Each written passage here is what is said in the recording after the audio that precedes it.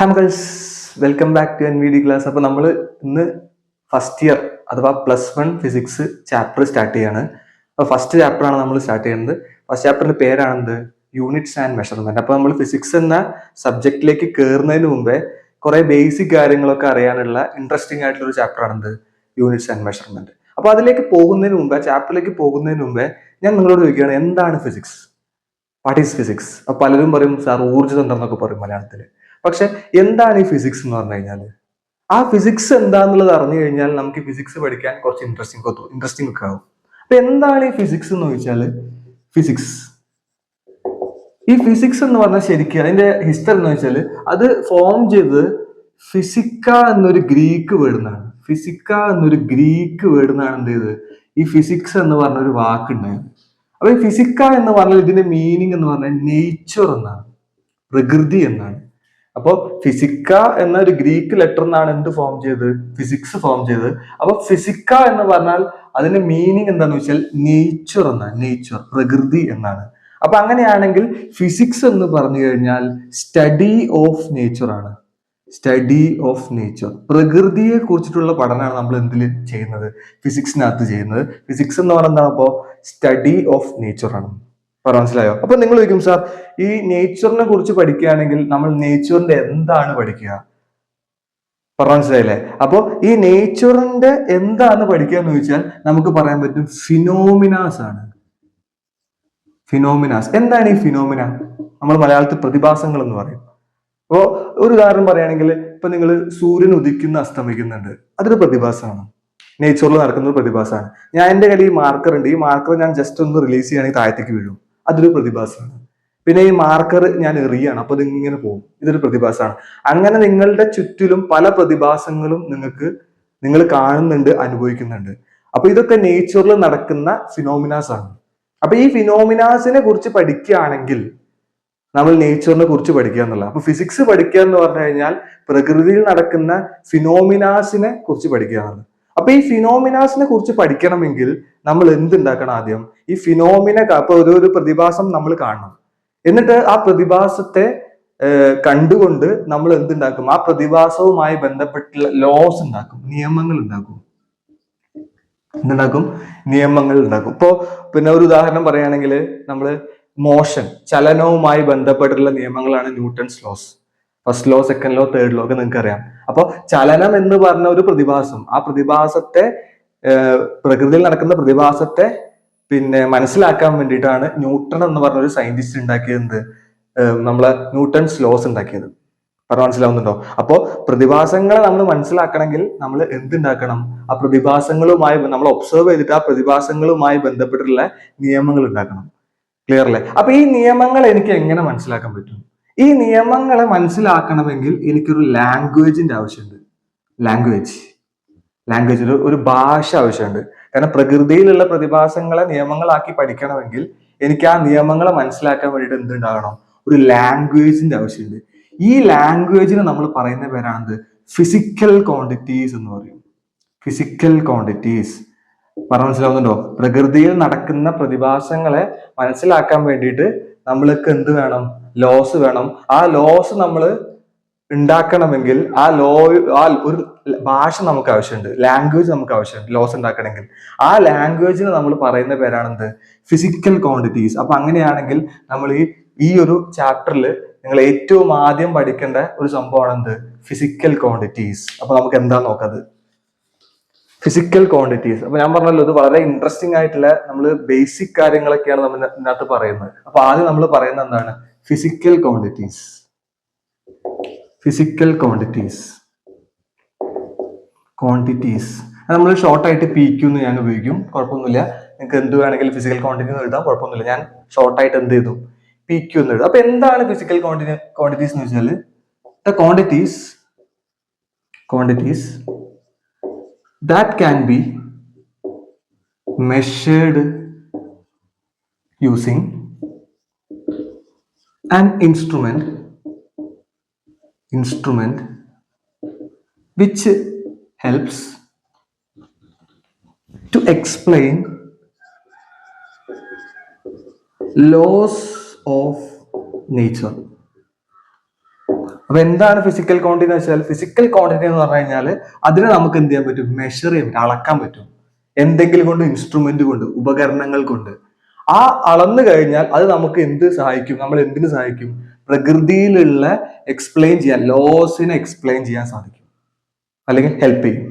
മനസ്സിലായില്ലേ? അപ്പൊ എന്താണ് ഫിസിക്കൽ ക്വാണ്ടിറ്റി എന്ന് വെച്ചാൽ, ഫിസിക്കൽ ക്വാണ്ടിറ്റി എന്ന് പറഞ്ഞു കഴിഞ്ഞാൽ ഒരു ക്വാണ്ടിറ്റിയാണ്, അതിനെ നമുക്ക് എന്ത് ചെയ്യാൻ പറ്റും, മെഷർ ചെയ്യാൻ പറ്റും. എന്തിനു കൊണ്ട്, എന്തെങ്കിലും ഉപകരണങ്ങൾ കൊണ്ട്.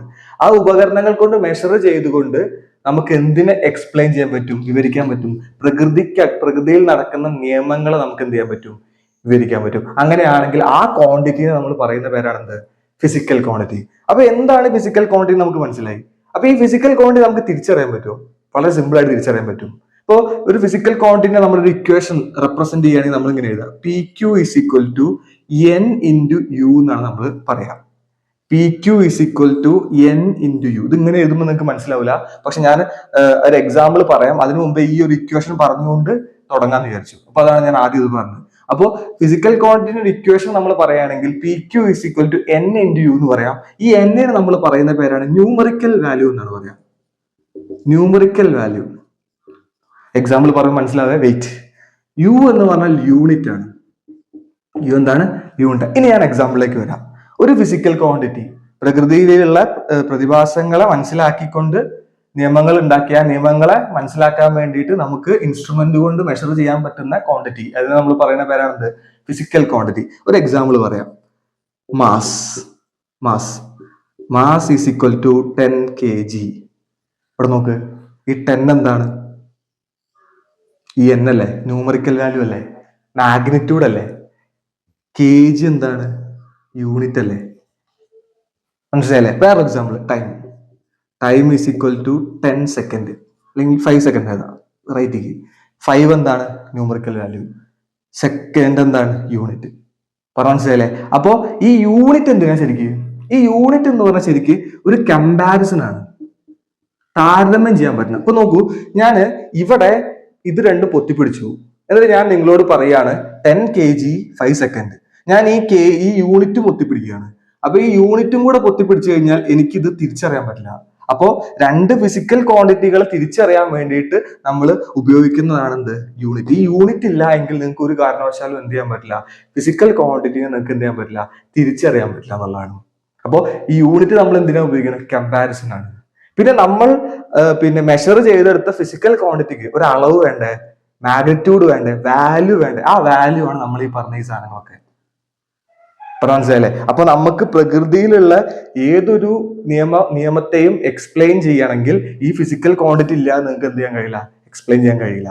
അപ്പൊ ഫിസിക്കൽ ക്വാണ്ടിറ്റി മറ്റേതുണ്ടോ, ഉണ്ട്. ലെങ്ത് ഉണ്ട്, പിന്നെ മാസ് ഉണ്ട്, ടൈം ഉണ്ട്, വെലോസിറ്റി ഉണ്ട്, ആക്സലറേഷൻ ഉണ്ട്, മൊമെന്റ് ഉണ്ട്, പിന്നെ ടോർക്ക് ഉണ്ട്. അങ്ങനെ നിങ്ങൾ പഠിച്ച കാര്യങ്ങൾ മൊത്തം എന്താണ്, ഫിസിക്കൽ ക്വാണ്ടിറ്റീസാ. അപ്പോ നിങ്ങൾ ഇതുവരെ പഠിച്ച ഇക്വേഷനുകൾ മൊത്തം, അതിനകത്തൊക്കെ ഓരോ ടേംസ്, അതൊക്കെ എന്താണ്, ഫിസിക്കൽ ക്വാണ്ടിറ്റീസ് ആണ്. മനസ്സിലായില്ലേ? അപ്പൊ എന്താണ് ഫിസിക്കൽ ക്വാണ്ടിറ്റി എന്ന് വെച്ചാൽ, നമ്മൾ പ്രകൃതിയിലുള്ള നിയമങ്ങളെ എക്സ്പ്ലെയിൻ ചെയ്യാൻ വേണ്ടിയിട്ട് എന്തെങ്കിലും ഇൻസ്ട്രുമെന്റ് കൊണ്ട് മെഷർ ചെയ്യാൻ പറ്റുന്ന ക്വാണ്ടിറ്റി, അത് നമ്മൾ പറയുന്ന പേരാണ് ഫിസിക്കൽ ക്വാണ്ടിറ്റി. ഒരു കാര്യം കൂടെ എനിക്ക് അവിടെ പറയാനുണ്ട്. ഇപ്പൊ നമ്മൾ എങ്ങനെ മെഷർ ചെയ്യുമെന്ന് ചോദിച്ചില്ലേ, ഇപ്പൊ നമ്മൾ ഫിസിക്കൽ ക്വാണ്ടിറ്റി മെഷർ ചെയ്യാൻ പറ്റുന്ന സംഭവം എന്ന് പറഞ്ഞു. അപ്പൊ എങ്ങനെ മെഷർ ചെയ്യാൻ പറ്റും, മാസ് ഉണ്ടെങ്കിൽ എനിക്ക് മെഷർ ചെയ്തൂടെ, മാസ് എനിക്ക് വെയിങ് മെഷീൻ ഉണ്ടെങ്കിൽ എനിക്ക് മെഷർ ചെയ്തൂടെ സുസുന്ദരമായിട്ട്. ടൈം ഉണ്ടെങ്കിൽ എന്റെ കയ്യിൽ ക്ലോക്ക് ഉണ്ടെങ്കിൽ മെഷർ ചെയ്തൂടെ. ഇനി ലെങ്ത് ഈസ് ഈക്വൽ ടു, ഞാനൊരു 50 മീറ്റർ എഴുതാണ്. എനിക്കൊരു സ്കെയിൽ ഉണ്ടെങ്കിൽ, അല്ലെങ്കിൽ ഒരു ടേപ്പ് ഉണ്ടെങ്കിൽ എനിക്ക് മെഷർ ചെയ്തൂടെ. അപ്പൊ ഇതൊക്കെ എന്തിന് ഉദാഹരണമാണ്, ഫിസിക്കൽ ക്വാണ്ടിറ്റി. ഇനി വേണമെങ്കിൽ എഴുതാം വെലോസിറ്റി, ആക്സിലറേഷൻ, ഇതൊക്കെ എന്തിനു ഉദാഹരണമാണ്, ഫിസിക്കൽ ക്വാണ്ടിറ്റീസിന് എന്താണ്, ഉദാഹരണമാണ്. ക്ലിയർ അല്ലേ? അപ്പോൾ ഫിസിക്കൽ ക്വാണ്ടിറ്റിന്റെ യൂണിറ്റ് എന്താണ്, ഇക്വേഷൻ എന്താണ്, P Q is equal to N into U. N എന്താണ്, ന്യൂമറിക്കൽ വാല്യൂ, യു എന്താണ്, യൂണിറ്റ്. ക്ലിയർ അല്ലേ? അപ്പൊ ഇതാണ് നമ്മുടെ ഫിസിക്കൽ ക്വാണ്ടിറ്റിനെ കുറിച്ചിട്ട് എനിക്ക് പറയാനുള്ളത്. വളരെ സിമ്പിൾ ആയിട്ടാണ് ഞാൻ എക്സ്പ്ലെയിൻ ചെയ്തിട്ടുള്ളത്. അപ്പൊ എന്തായാലും എഴുതുന്നു.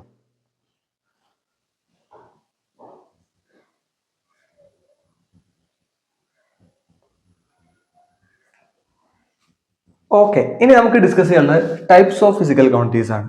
ഫിസിക്കൽ ക്വാണ്ടിറ്റീസ് 3 തരത്തിലുണ്ട്. ആ 3 ഫിസിക്കൽ ക്വാണ്ടിറ്റിയും നമ്മൾ എന്ത് ചെയ്യണം, ഡിസ്കസ് ചെയ്യാൻ പോവാണ്. അപ്പോൾ ഒന്നാമത്തെ ടൈപ്പ് ആണ് ഫസ്റ്റ് ടൈപ്പ് ആണ് fundamental physical quantity, fundamental P Q. രണ്ടാമത്തെയാണ് derived P Q, derived physical quantity. മൂന്നാമത്താണ് എന്ത്? Supplementary P Q, supplementary P Q. അപ്പൊ നമുക്ക് 3 ടൈപ്സ് ഓഫ് ഫിസിക്കൽ ക്വാണ്ടിറ്റീസ് ഉണ്ട്. ഒന്ന് fundamental P Q, 2 derived P Q, 3 supplementary P Q. ഇനി നമ്മൾ എന്ത് ചെയ്യാന്ന് വെച്ചാൽ ഈ 3 എണ്ണവും നമ്മൾ എന്ത് ചെയ്യും? ഡിസ്കസ് ചെയ്യും. കാരണം ഇതൊക്കെ നിങ്ങൾക്ക് എന്ത് ചെയ്യണം? ഒരു ഫിസിക്സ് പഠിക്കാൻ പോകുന്ന ഒരാൾക്ക് അറിയേണ്ട സാധനമാണ്. ക്ലിയർ അല്ലേ? അപ്പൊ ഞാൻ ആദ്യം ഹെഡിങ് എഴുതാൻ പോവാണ്. Fundamental P Q, fundamental P Q. അപ്പൊ ഫണ്ടമെന്റൽ പി ക്യു, ഫണ്ടമെന്റൽ എന്ന് പറഞ്ഞാൽ എന്താണ്? ഏറ്റവും ബേസിക് സാധനം. ഇപ്പൊ നിങ്ങൾ ഇംഗ്ലീഷ് എന്നൊരു ലാംഗ്വേജ് എടുക്കുകയാണെങ്കിൽ ആ ഇംഗ്ലീഷ് ലാംഗ്വേജിന്റെ ഏറ്റവും ബേസിക് ഫണ്ടമെന്റൽ സാധനം എന്താണ്? അത് നമ്മൾ ലെറ്റേഴ്സ് എന്ന് പറയും. 26 ലെറ്റേഴ്സ് ഉണ്ട്. ആ ലെറ്റേഴ്സ് നിങ്ങൾ ചേർത്തുകൊണ്ട് എന്തുണ്ടാക്കും? വേർഡ്സ് ഉണ്ടാക്കും. അപ്പോ ഫണ്ടമെന്റൽ ആണ് ഏറ്റവും ബേസിക്, ലെറ്റേഴ്സ് ഡിറൈവ്ഡ് ആ. ഒന്നിലധികം ഫണ്ടമെന്റൽ ആണ് എന്ത്? ലെറ്റേഴ്സ്. പിന്നെ വേർഡ്സ് എന്താണ്? ഡിറൈവ്ഡ് ആണ്. എന്ന് വെച്ചാൽ ഒന്നിലധികം ലെറ്റേഴ്സ് കൂടി ചേർന്നിട്ട് എന്താണ് ഉണ്ടായിട്ടുള്ളത്? വേർഡ്സ് ഉണ്ടായിട്ടില്ല. പിന്നെ നിങ്ങൾ ആ വേർഡ്സിനെ കൂട്ടിയിട്ട് എന്തുണ്ടാക്കും? സെന്റൻസസ് ഉണ്ടാക്കും. അങ്ങനെയാണ് നിങ്ങൾ എന്ത് ചെയ്യുക? ഒരു ലാംഗ്വേജിനെ ഫോം ചെയ്യിപ്പിക്കുക. അതവിടെ നിൽക്കട്ടെ. ഞാൻ ഉദാഹരണം പറഞ്ഞുള്ളൂ. അതേപോലെ തന്നെ ഫണ്ടമെന്റൽ ഫിസിക്കൽ ക്വാണ്ടിറ്റിയിലെ ഏറ്റവും ബേസിക് ആയിട്ടുള്ള ഫിസിക്കൽ ക്വാണ്ടിറ്റി ആണ് എന്ത്? Fundamental physical quantity. ഇത് ആരെയും ആശ്രയിക്കൂല. അവർക്ക് എന്ത് ചെയ്യാൻ പറ്റും? ഇൻഡിപെൻഡന്റ് ആയിട്ട് നിൽക്കാനും പറ്റും. ആരെയും ആശ്രയിക്കാതെ ഇൻഡിപെൻഡന്റ് ആയിട്ട് നിൽക്കാൻ പറ്റുന്ന ഫിസിക്കൽ ക്വാണ്ടിറ്റികൾ നമ്മൾ വിളിക്കുന്ന പേരാണെന്ത്? Fundamental physical quantity. ഏറ്റവും ബേസിക്സ് ആണ്. അപ്പൊ നമുക്ക് തന്നെ പറയാം, the quantities that does not depends on any other P Q എന്നത് physical quantity is called fundamental physical quantity. വേണമെങ്കിൽ ഞാനിവിടെ എഴുതാം, എക്സിസ്റ്റ് ബ്രാക്കറ്റിൽ ഇൻഡിപെൻഡന്റ്ലി, ഇൻഡിപെൻഡന്റ്ലി ഒറ്റയ്ക്ക് നിൽക്കാൻ പറ്റും.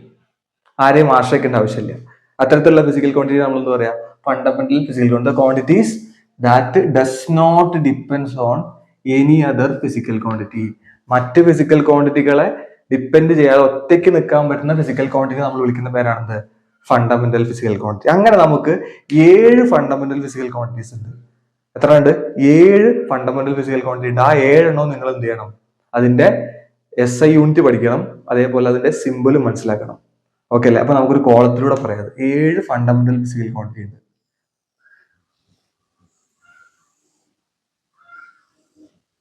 ഇത് 3 കോളം വരയ്ക്കുക.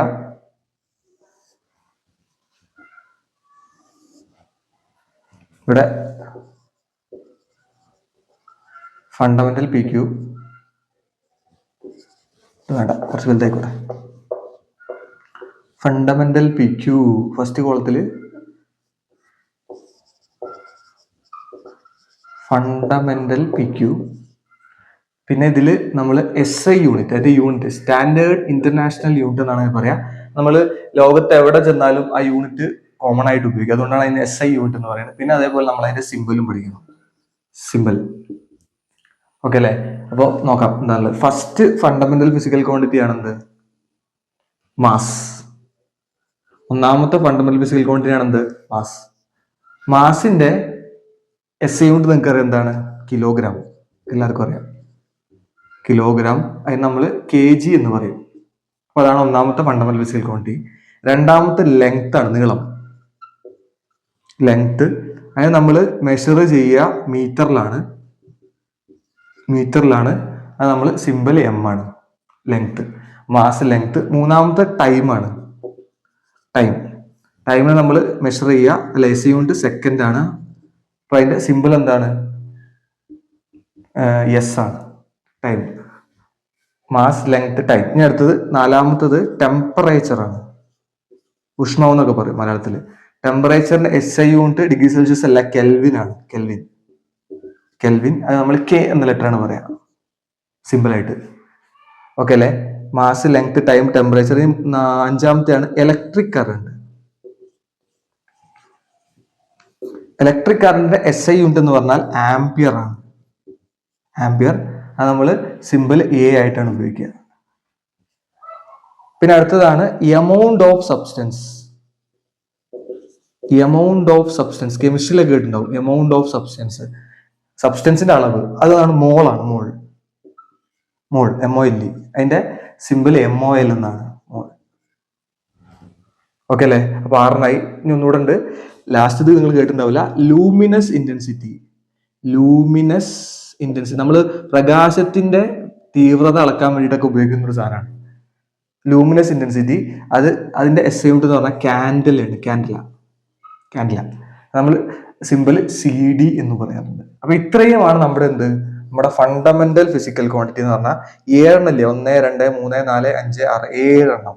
ഇത് മറ്റാരെയും ആശ്രയിക്കാതെ ഒറ്റയ്ക്ക് നിൽക്കാൻ കഴിയുന്ന ഫിസിക്കൽ ക്വാണ്ടിറ്റിയാണ്. ഇതിൽ നിങ്ങൾ ഇതൊന്ന് മാർക്ക് ചെയ്ത് വെച്ചോ. കാരണം ഇത് ഒരു മാർക്കിനൊക്കെ ലൂമിനസ് ഇന്റൻസിറ്റിന്റെ SI യൂണിറ്റ് ഒക്കെ ചോദിക്കാറുണ്ട്. അതേപോലെ തന്നെ SI യൂണിറ്റ് പിന്നെ തന്നിട്ട് നിങ്ങളോട് ഏത് ഫിസിക്കൽ ക്വാണ്ടിറ്റി എന്നൊക്കെ ചോദിക്കാറുണ്ട്. അപ്പൊ ഇത്രയുമാണ് നമ്മുടെ 7 fundamental physical quantity: mass, length, time, temperature, electric current, amount of substance, luminous intensity. അപ്പൊ ഇതിന്റെയൊക്കെ യൂണിറ്റും സിമ്പിളും എന്ത് ചെയ്യുക, മനസ്സിലാക്കുക. ക്ലിയർ അല്ലേ? അപ്പൊ എന്താണ് ഫണ്ടമെന്റൽ ഫിസിക്കൽ ക്വാണ്ടിറ്റി എന്ന് പറഞ്ഞാൽ ഒരു ഫിസിക്കൽ ക്വാണ്ടിറ്റിയും ഡിപ്പെൻഡ് ചെയ്യാതെ ഒറ്റയ്ക്ക് നിൽക്കുന്ന ഫിസിക്കൽ ക്വാണ്ടിറ്റി നമ്മൾ പറയുന്ന പേരാണ് ഫണ്ടമെന്റൽ ഫിസിക്കൽ ക്വാണ്ടിറ്റി. നമുക്ക് 7 ഫണ്ടമെന്റൽ ഫിസിക്കൽ ക്വാണ്ടിറ്റീസ് ഉണ്ട്. അപ്പോൾ എന്തായാലും എഴുതിയെടുത്തോ. വളരെ വിശദമായിട്ട് തന്നെ എന്ത് ചെയ്യുക, കോളൊക്കെ വരച്ച് വൃത്തിയിൽ എന്ത് ചെയ്യുക, എഴുതിയെടുക്കുക. Okay.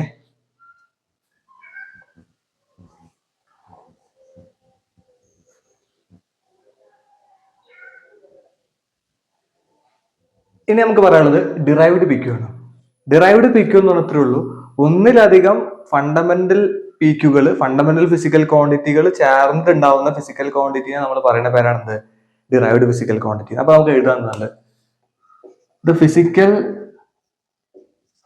quantities that are formed from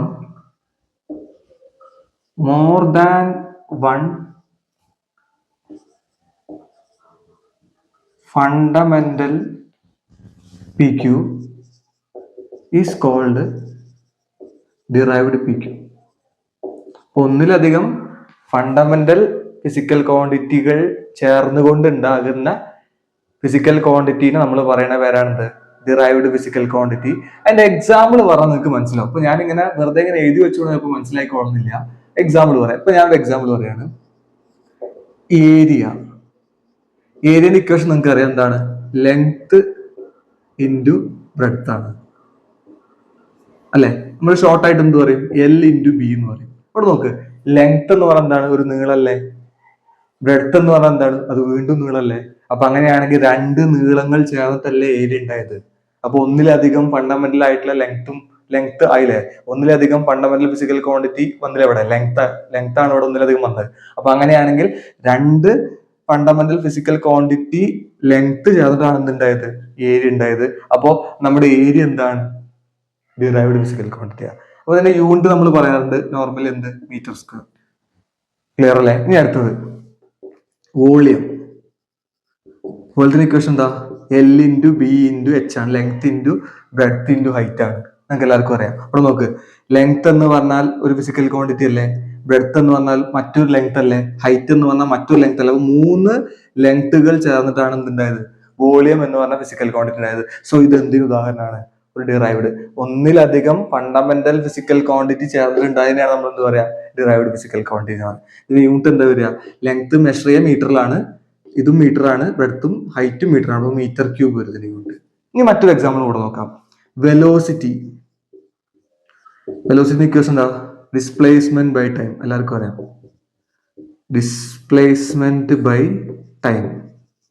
ഇവിടെ നോക്ക്, ഡിസ്പ്ലേസ്മെന്റ് എന്ന് പറഞ്ഞാൽ നീളമല്ലേ? It is the shortest distance between 2 point. 2 പോയിന്റുകൾക്കിടയിലുള്ള ഏറ്റവും ചെറിയ ഡിസ്റ്റൻസിനല്ലേ നമ്മൾ ഡിസ്പ്ലേസ്മെന്റ് എന്ന് പറയാം. അപ്പൊ ഡിസ്പ്ലേസ്മെന്റ് എന്ന് പറഞ്ഞാൽ അതൊരു നീളമല്ലേ? ഫണ്ടമെന്റൽ ഫിസിക്കൽ ക്വാണ്ടിറ്റി ആയിട്ടുള്ള ലെങ്ത് അല്ലേ? ടൈം എന്ന് പറഞ്ഞാൽ മറ്റൊരു ഫണ്ടമെന്റൽ ഫിസിക്കൽ ക്വാണ്ടിറ്റി അല്ലേ? അപ്പൊ ഡിസ്പ്ലേസ്മെന്റ് എന്ന ലെങ്ത്, ടൈം എന്ന പിന്നെ ടിയും. ആ രണ്ടും ചേർന്നിട്ടാണ് എന്തുണ്ടായിട്ടുള്ളത്, വെലോസിറ്റി എന്ന് പറഞ്ഞ ഫിസിക്കൽ ക്വാണ്ടിറ്റി ആയത്. അപ്പൊ അങ്ങനെയാണെങ്കിൽ ഈ വെലോസിറ്റി എന്താണ്? It's A derived physical quantity. Simple. ഇതിന്റെ യൂണിറ്റ് എന്താണ് നിങ്ങൾക്ക് അറിയാം? ഡിസ്പ്ലേസ്മെന്റ് ലെങ്ത് ആണ്. ലെങ്ത് നമ്മൾ മെഷർ മീറ്ററിലാണ്. ടൈമിന്റെ യൂണിറ്റ് എന്താണ്? സെക്കൻഡ് ആണ്, മീറ്റർ പെർ സെക്കൻഡ്. ക്ലിയർ അല്ലേ പറഞ്ഞത്? അപ്പോ ഒന്നിലധികം ഫണ്ടമെന്റൽ പി ക്യൂ ചേർന്നിട്ടാണ് എന്തുണ്ടായിട്ടുള്ളത്, ഡിറൈവ്ഡ് പി ക്യൂ. അപ്പൊ ഞാനൊരു കാര്യം കൂടെ പറയട്ടെ, നിങ്ങൾ ഇത്രയും കാലം ഫിസിക്സിൽ പഠിച്ച മൊത്തം എന്താണ്? Derived P Q. ഒരു 99% എന്തായിരിക്കും? ഡിറൈവ്ഡ് പി ക്യൂ ആയിരിക്കും. കാരണം ആകെ ഫണ്ടമെന്റൽ 7 ഉള്ളൂ. ആ ഫണ്ടമെന്റലുകൾ ചേർന്നിട്ടാണ് എന്തുണ്ടായിട്ടുള്ളത്, ഡിറൈവ്ഡ് ഉണ്ടായിട്ടുള്ളത്. അപ്പൊ അങ്ങനെയാണെങ്കിൽ ഏറ്റവും കൂടുതൽ നിങ്ങൾ കാണപ്പെടുന്ന ഏതായിരിക്കും? Derived physical quantity. അതാണ് 99% നിങ്ങൾ പഠിച്ചിട്ടുള്ള എന്തായിരിക്കും? Derived physical quantity. മാസ് ഉണ്ട്, പിന്നെ അതേപോലെ മാസ് അല്ല, വെലോസിറ്റി, ആക്സലറേഷൻ, മൊമെന്റം, പിന്നെ ടോർക്ക്, ഫോഴ്സ്, വർക്ക്, പവർ, ഇതൊക്കെ എന്താണ്? ഡിറൈവ്ഡ് ഫിസിക്കൽ ക്വാണ്ടിറ്റീസ് ആണ്. ക്ലിയർ അല്ലേ? മനസ്സിലായെന്ന് വിചാരിക്കണം. അപ്പൊ എന്തായാലും എഴുതും.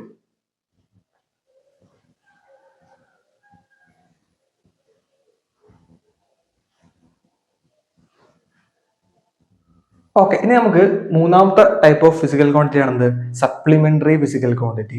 ആ സപ്ലിമെന്ററി എന്ന പേര് കേൾക്കുമ്പോൾ നമുക്ക് മനസ്സിലാവുന്നത് ഇത് ഫണ്ടമെന്റലിലും ഡിറൈവിലും പെടാത്ത ഫിസിക്കൽ ക്വാണ്ടിറ്റി ആണ്. അതിനൊരു കാരണം, ആ കാരണം ഞാൻ ലാസ്റ്റ് പറയാം എന്തുകൊണ്ടാണ് അത് പിന്നെ ഫണ്ടമെന്റലിലും ഡിറൈവിലും പെടാതെ അതിനെ മാറ്റി നിർത്തുന്നത് എന്തുകൊണ്ടാണെന്നുള്ളത് പറഞ്ഞുതരാം. അപ്പോൾ സപ്ലിമെന്ററി ഫിസിക്കൽ ക്വാണ്ടിറ്റി നമുക്ക് രണ്ട് തരത്തിലുള്ളത്, രണ്ടെണ്ണമുള്ളത് സപ്ലിമെന്ററി. അതിൽ ഒന്ന് പ്ലെയിൻ ആംഗിൾ. പ്ലെയിൻ ആംഗിൾ അതാണ് ഒന്നാമത്തെ. പ്ലെയിൻ ആംഗിൾ എന്ന് സാധാരണ നിങ്ങൾ ആംഗിൾ എന്ന് കേട്ടിട്ടുണ്ടാവും. ആംഗിൾ എന്ന് പറഞ്ഞാൽ എന്താണ്?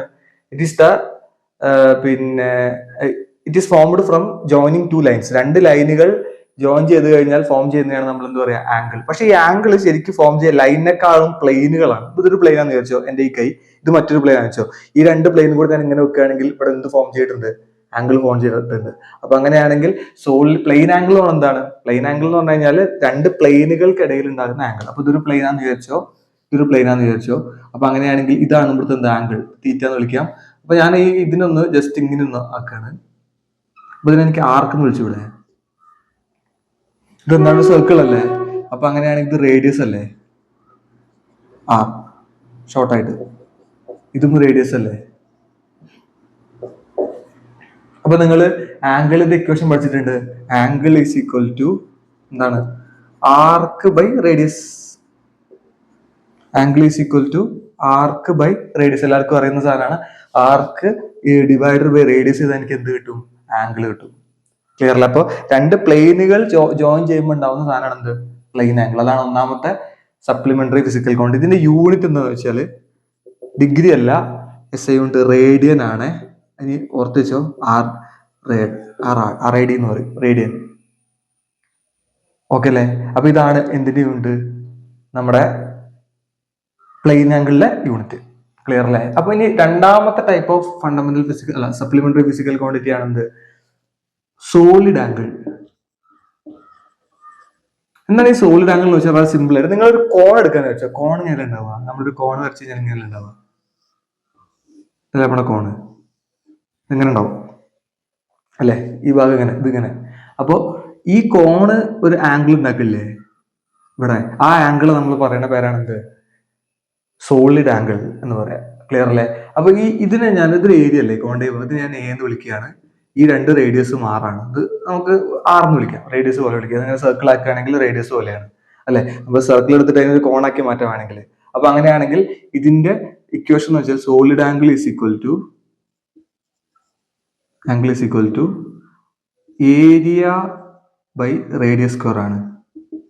Radius square A by R square. അതാണ് നമ്മുടെ എന്ത് equation? Solid angle is equal to A divided by R square. ഇതാണ് നമ്മുടെ എന്ത്? സോളിഡ് ആംഗിളിന്റെ ഇക്വേഷൻ. ഇതിന്റെ യൂണിറ്റ് എന്താണെന്ന് വെച്ചാൽ സ്റ്റിറേഡിയൻ ആണ്. ഇത് ഓർത്തിരിക്കണേ, സ്റ്റിറേഡിയൻ. എസ് ഡി നമ്മൾ പറയും ഷോർട്ടായിട്ട്, സ്റ്റിറേഡിയൻ. അപ്പോൾ എന്താണ് സോളിഡ് ആംഗിൾ എന്ന് വെച്ചാൽ കോണ് ഫോം ചെയ്യുമ്പോൾ കോണിന്റെ നടുക്കുള്ള ആംഗിൾ നമ്മൾ പറയുന്ന പേരാണെന്ത്? Solid angle. ആ സോളിഡ് ആംഗിളിന്റെ ഇക്വേഷൻ എന്താ വെച്ചാൽ A divided by R, area divided by radius square ആണ്. അതിന്റെ യൂണിറ്റ് എന്താണ്? പിന്നെ സ്റ്റിറേഡിയൻ ആണ്. അപ്പൊ ഇത്രയുമാണ് നമ്മുടെ എന്ത്? നമ്മുടെ സപ്ലിമെന്ററി ഫിസിക്കൽ ക്വാണ്ടിറ്റീസ്. അപ്പൊ എന്തുകൊണ്ടാണ് ഇതിന് സപ്ലിമെന്ററി ഫിസിക്കൽ ക്വാണ്ടിറ്റി എന്ന് പറഞ്ഞു കഴിഞ്ഞാൽ, ലൈക്ക് സപ്ലിമെന്ററി ഫിസിക്കൽ ക്വാണ്ടിറ്റി കൂട്ടത്തിൽ വെച്ചതെന്ന് ചോദിച്ചാൽ, ബാക്കി രണ്ടെണ്ണത്തിൽ ചേർത്താതെ വെച്ചെന്ന് വെച്ചാൽ അതിന്റെ ആൻസർ ഇത്രേ ഉള്ളൂ. സപ്ലിമെന്ററി ഫിസിക്കൽ ക്വാണ്ടിറ്റി SPQ എന്ന് എഴുതാണ്. Supplementary physical quantity has unit but no dimension. അതുകൊണ്ടാണ് യൂണിറ്റ് ഉണ്ട് പക്ഷെ എന്തില്ല, ഡയമെൻഷൻ ഇല്ല. സപ്ലിമെന്ററി ഫിസിക്കൽ ക്വാണ്ടിറ്റിക്ക് എന്തുണ്ട്, യൂണിറ്റ് ഉണ്ട് പക്ഷെ എന്തില്ല, ഡയമെൻഷൻ ഇല്ല. ഈ ഡയമെൻഷൻ എന്താ നമ്മൾ അടുത്ത വീഡിയോ പറയും. Stay tuned. അപ്പൊ അടുത്ത വീഡിയോയിൽ ഞാൻ എന്തിനെ കുറിച്ച് ഡിസ്കസ് ചെയ്യും, ഡയമെൻഷനെ കുറിച്ച് ഡിസ്കസ് ചെയ്യും. അപ്പൊ നിങ്ങൾക്ക് മനസ്സിലാവും എന്താണ് ഈ ഡയമെൻഷൻ. ഞാൻ അവിടെ പറഞ്ഞുതരാം. ആ ഡയമെൻഷൻ കഴിഞ്ഞിട്ട് ഞാൻ ഏറ്റവും അവസാനം പറയുമ്പോൾ ഞാൻ എന്തുകൊണ്ടാണ് പിന്നെ സപ്ലിമെന്ററി ഫിസിക്കൽ ക്വാണ്ടിറ്റിക്ക് ഡയമെൻഷൻ ഇല്ലാത്തതെന്ന് പറഞ്ഞുതരാം. അപ്പോൾ സപ്ലിമെന്ററി ഫിസിക്കൽ ക്വാണ്ടിറ്റിക്ക് യൂണിറ്റ് ഉണ്ട് പക്ഷെ എന്തില്ല, ഡയമെൻഷൻ ഇല്ല. പക്ഷെ നിങ്ങൾ വേറെ ഏത് ഫണ്ടമെന്റലോ ഡിറൈവ്ഡോ എടുത്താലും അതിന് യൂണിറ്റും ഉണ്ടാവും ഡയമെൻഷനും ഉണ്ടാവും. അതുകൊണ്ടാണ് അതിനെ രണ്ടെണ്ണം നമ്മൾ സെപ്പറേറ്റ് ആയിട്ട് പറയുന്നത്. ഇതിന് ഡയമെൻഷൻ ഇല്ല പക്ഷെ യൂണിറ്റ് ഉണ്ട്. അപ്പൊ അതുകൊണ്ട് നമ്മൾ ഇതിനെ എന്ത് ചെയ്യും, മാറ്റി നിർത്തിയിട്ട് വെക്കും. അതുകൊണ്ടാണ് അതിൽ എന്തിന്റെ കൂട്ടത്തിൽ വന്നത്, സപ്ലിമെന്ററി ഫിസിക്കൽ ക്വാണ്ടിറ്റീന്റെ കൂട്ടത്തിൽ വന്നത്. അപ്പൊ ഈ ഒരു ഭാഗത്തോടു കൂടെ ഞാൻ എന്ത് ചെയ്യാണ്, നമ്മൾ ഈ ചാപ്റ്ററിന്റെ ഫസ്റ്റ് വീഡിയോ എന്ത് ചെയ്യാണ്, വൈൻഡ് അപ്പ് ചെയ്യാണ്. അപ്പോൾ അടുത്ത ക്ലാസ് എന്ന് പറഞ്ഞാൽ വളരെ ഇമ്പോർട്ടന്റ് ആയിട്ടുള്ള ഒരു ക്ലാസ് ആണ്, ഡയമെൻഷൻ. അപ്പോൾ അത് എന്തായാലും മസ്റ്റ് ആയിട്ട് എല്ലാവരും കാണണം. അപ്പോൾ എന്തായാലും നന്നായിട്ട് പഠിക്കുക. All the best.